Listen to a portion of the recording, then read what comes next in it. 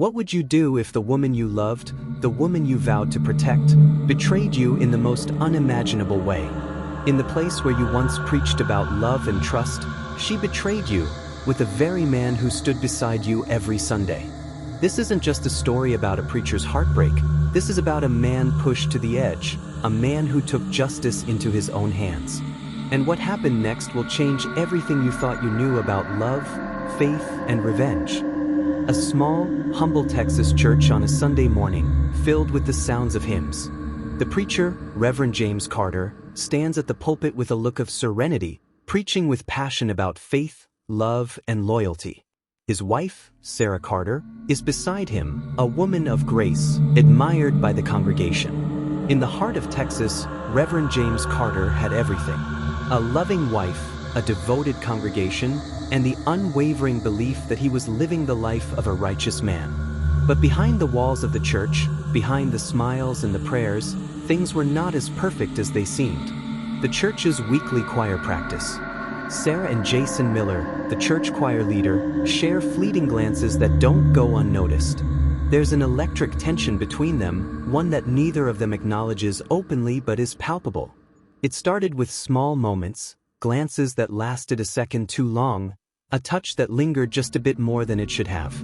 And the heart of the preacher began to feel the first whispers of doubt. But the truth was buried under years of love, faith, and devotion.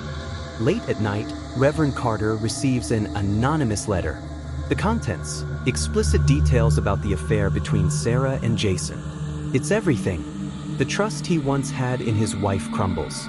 There are moments in a man's life that forever alter his course. For James Carter, this was that moment.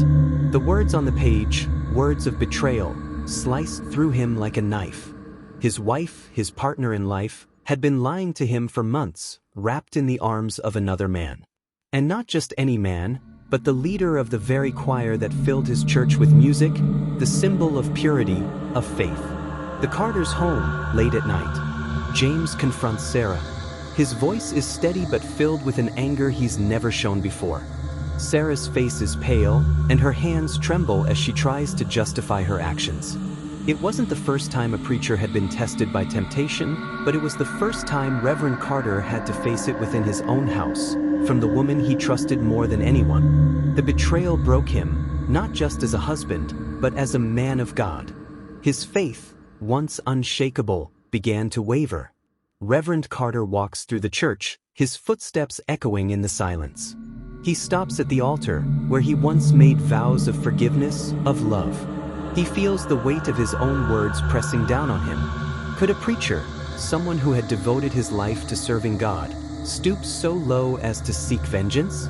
Could he, in his moment of anguish, abandon the very teachings he had spent years preaching to others?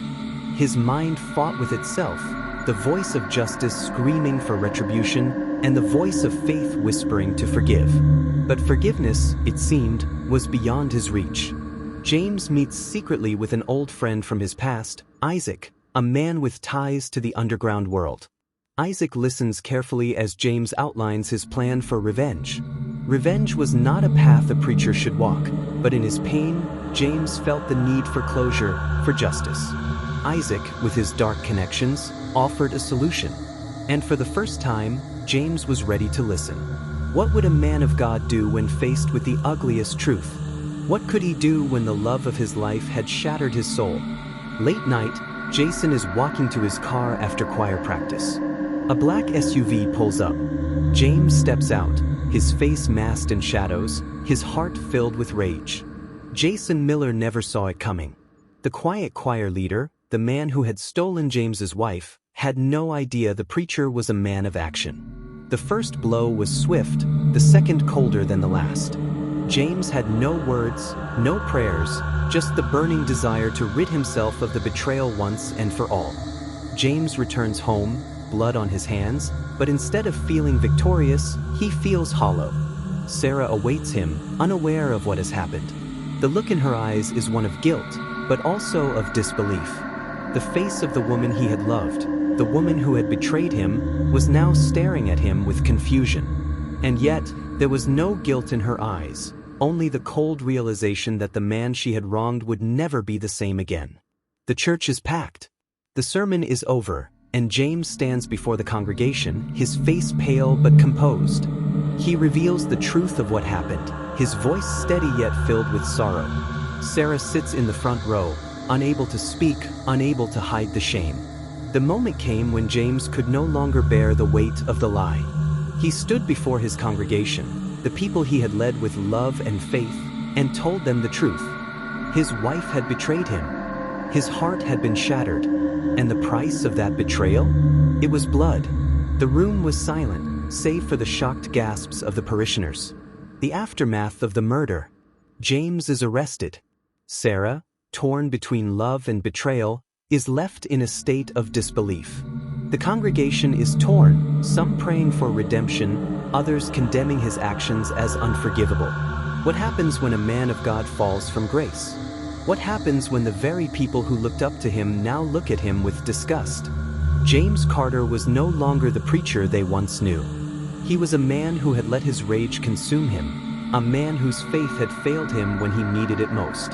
The fall from grace was swift, and the consequences were deadly. In prison, James reflects on his actions. He writes in his journal, his heart heavy with guilt and sorrow. He wonders if redemption is even possible for someone like him. There is no peace in the prison of the soul. There is no escape from the echoes of the past. James Carter had lost his family, his faith, and his sense of self. Now, in the cold, lonely silence of his prison cell, he faced the hardest truth of all. The man he had become could never be the man he once was. Sarah visits James in prison. Her face is marked with the scars of their past. She speaks to him for the first time since the murder. She had been the one to betray him. She had been the one to destroy their marriage. But now, standing before him in the prison, Sarah faced a decision. Could she forgive him for the unforgivable? Could she reconcile with the man who had once been her partner, the man who had killed the one who had taken her love? Years later, Sarah stands at the pulpit of a different church, a new congregation listening to her story. James, now a changed man, watches from the back. Sometimes, the road to redemption is paved with loss, with pain, and with sacrifice. Sarah had found a new life, and so had James.